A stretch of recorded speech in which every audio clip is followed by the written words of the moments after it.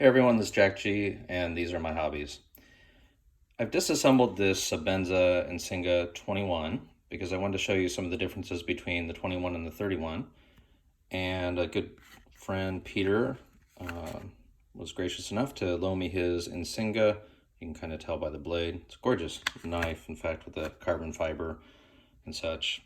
But I wanted to show you a couple things that are a little bit different compared to the 31. If you see my other video, you can see that obviously it has a little ball here for the lockup, but notice that there's no ceramic ball. Hopefully this comes out well. Sorry, I don't normally just hold the camera, but just doing a quick cleaning here for him because it's a little rough on the deployment and lockup. But you can kind of see where this actually rests against the back of the blade tang, as opposed to the ceramic ball in the 31. You can see from my other video, they harden this with heat treating and such so that it doesn't wear against the harder steel. But anyway, just to show you one of the differences, a couple things to note.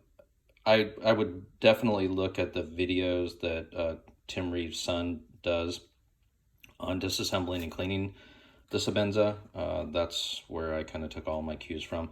But one thing to note is that I always keep track of the bronze washers, which side faces the blade side, because I don't want to mix them up. And to keep in mind that the small one will go on the side that is actually against the integral lock arm here. So just keep that in mind so you don't mix those up. And that's about it. I'm going to put this back together again, so Peter, don't freak out. It'll be back together again and good as new after it's been cleaned. You can kind of see, kind of took a little bit of grease off there. So we'll be back, and you can be assured that it will be put back together and as good as new, Peter. Thanks. And we're back.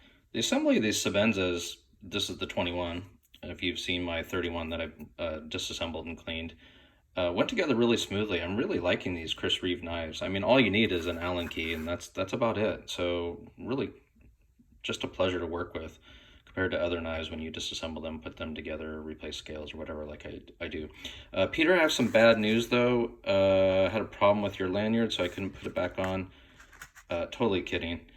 He asked me to keep that off.